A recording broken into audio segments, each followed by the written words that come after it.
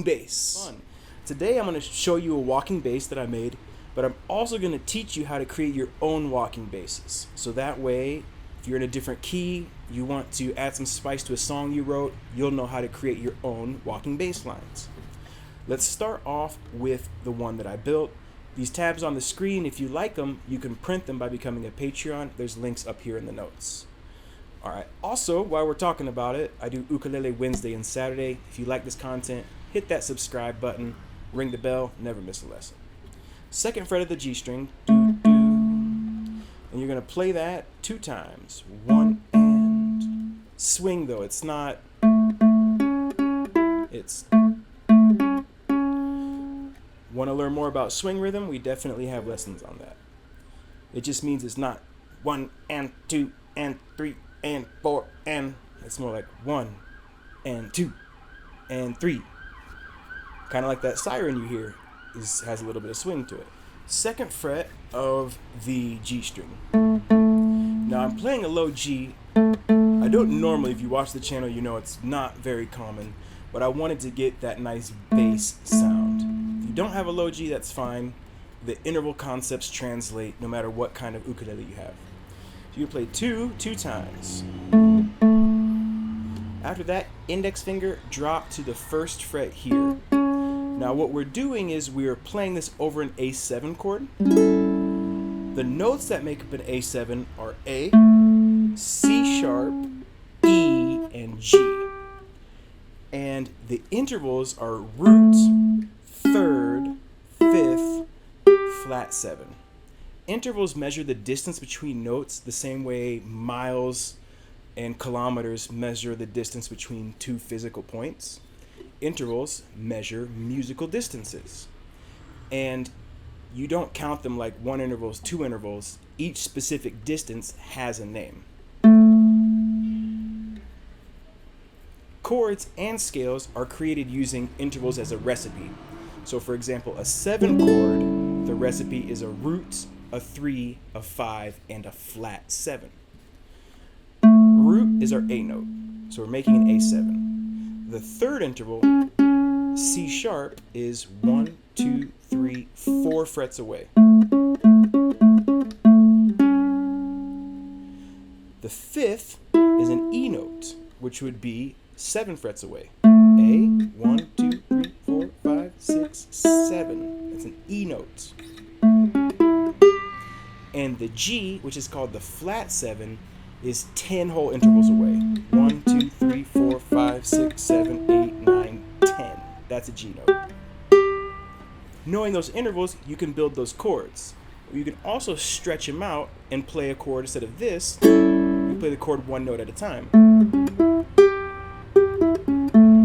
And that's how we're building this walking bass. So the first measure we get, wait a minute, this is an F sharp. What's going on here?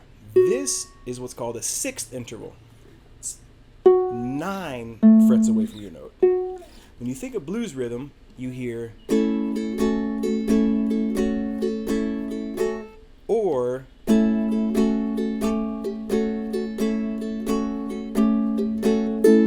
so what we've done is we've taken our chord, identified all 4 of the individual notes, and added 1 extra note, the 6th, which is the famous note for blues rhythm, and we mix those 2 together. So we're mixing the shuffle and an arpeggio, and that's how we created this walking bass. You can see I have above each of the notes the interval labeled, so it's root, 3, 5, 6, flat 7. We play through it. 2, 2, 1, 1, 4, 4, 2, 2, 3, 3. So that first measure one more time. 2, 2, 1, 1, 4, 4, 3, 3. There's our 6th interval. Create some magic.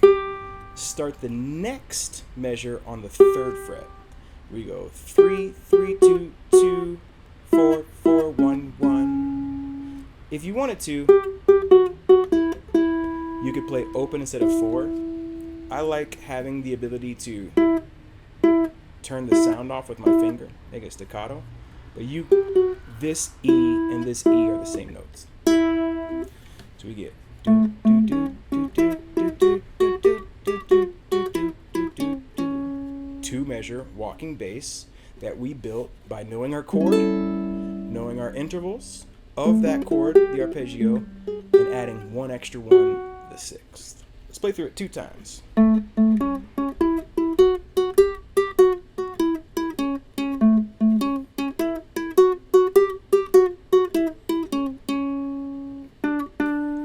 Now we are on measures 5 and 6. Here the tabs are empty because I want to show you how to build this walking bass. Now for blues in A, your 1 chord is A7, and then D7, that is your 4 chord. So we need to build a walking bass around this D7. Well, let's look at the 4 notes of our chord. D, F sharp, E, F, F sharp, C note, A sharp, B, C, and a D, or an A note, G, G sharp, A. Those are the 4 notes. Well, what are their intervals? D's are root, and we remember the recipe for a D7 goes root and then a third. And a third is 4 frets up. 1, 2, 3, 4. D, D sharp, E, F, F sharp. So this F sharp here is our 3rd interval. 5 is 7 frets above it. D, 1, 2, 3, 4, 5, 6, 7. So what's this note? D, D sharp, E, F, F sharp, G, G sharp, A. So our 5th interval is the A note. I have an A note here and an A note here. C. What's a C? Well, remember 10th, we go up 10 intervals or 10 frets to find our flat 7. D, do, do, do, do, do, do, do, do, do. C. So C is our flat 7. That's good to know because if you remember previously for our A, this 6th interval is just 1 fret below our flat 7. Because right now we have root, 3, 5, flat 7, but we need the 6. And the 6 is just 1 below the 7.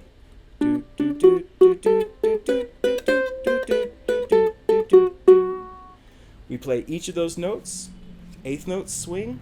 1 and 2 and 3 and 4 and 1 and 2 and 3 and 4 and now we got our walking bass for our D. Play that one time, followed it by walking bass for the A.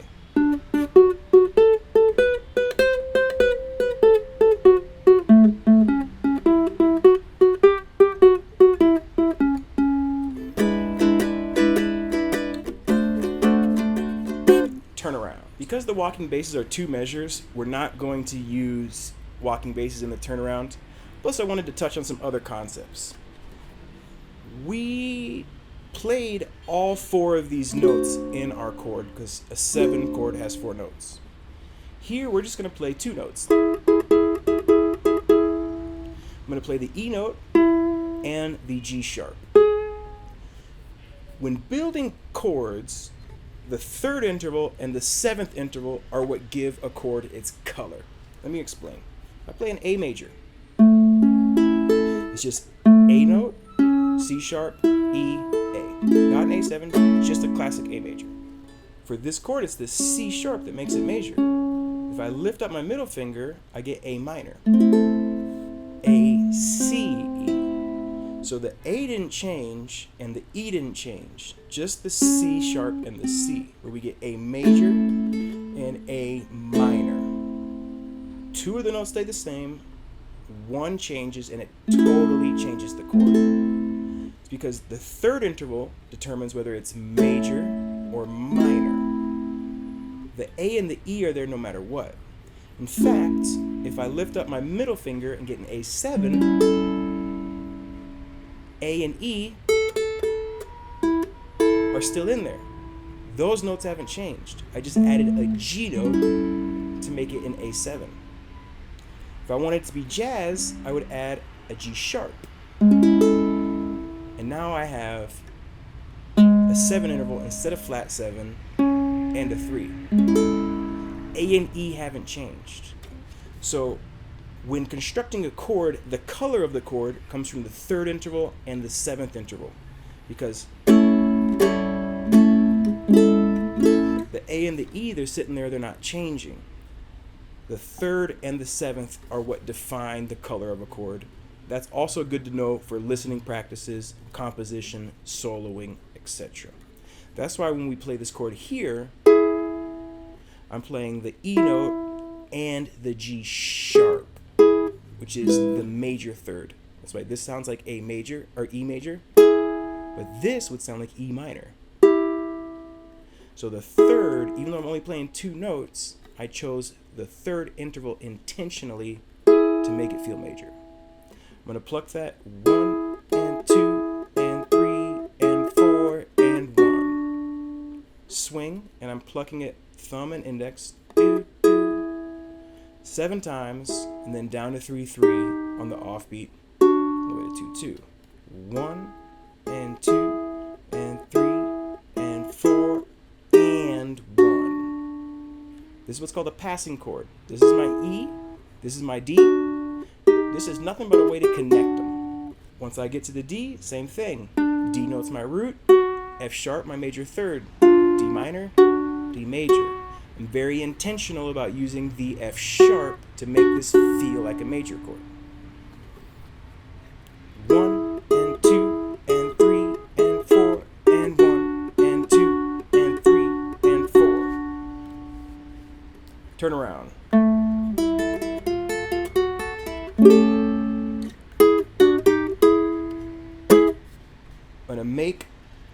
I'm just going to pluck the 2nd fret of the A, 2nd fret of the G string, A note, and I'm going to do a triplet, open E, open A, open E. Now, turn around, there's also interval theory to this. I'm starting on the 5th interval, and then I'm using the root. I'm walking from the 5th to the flat 7. When you're doing a turnaround, you want to start either on the 3rd, 5th, or flat 7. So A note, root, boom, 0, 0, 0. Fret the 1st fret, play the open A again, 1st fret. 1, 2 pola, 3 pola, middle finger 2nd fret, 4 pola, and then instead of going to just O and 3, I'm gonna make an A major, pinky 3rd fret, so it's A7, and strum all the way through. You could strum just these 3 and really emphasize that 3rd fret. Either way, it sounds good. Or both sound great. From there, 1, 2, slide into 4/4, 2 and 3 and. Slide into 4/4, then it's 2 2 3 3 4 4. Timing 2 and 3 and 4. Boom. It finishes on an and. 1, 2 and 3 and 4 into the top. So these last 4 measures.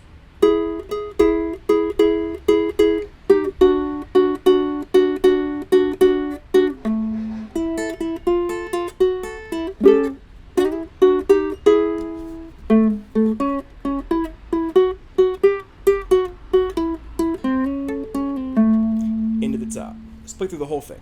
1, 2, 3, 4.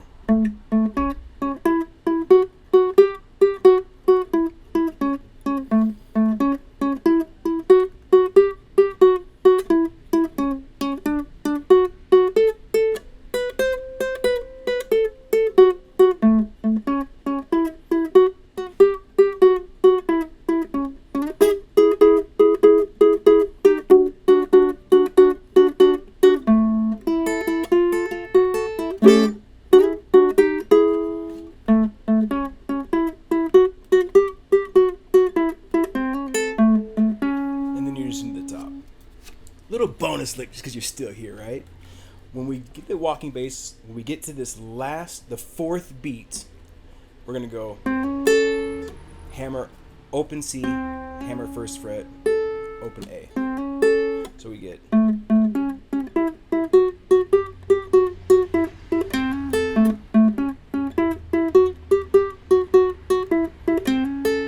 just a little bonus lick to have some fun. And that, my friends, is how you use intervals to construct a walking bass, understand chord theory, understand intervals in general, and apply them to a blues context to make a very cool walking bass blues that sounds amazing with a fun turnaround. So this lesson's pretty deep. You might need to watch it a couple of times, but if you want to, that tab has the theory breakdown in it as well. So it should help you there. All right, new ukulele every Wednesday and Saturday, guitar on Monday. Have a lovely day, friends. Rock and roll. Life is good. Keep it tasty. Keep it walking.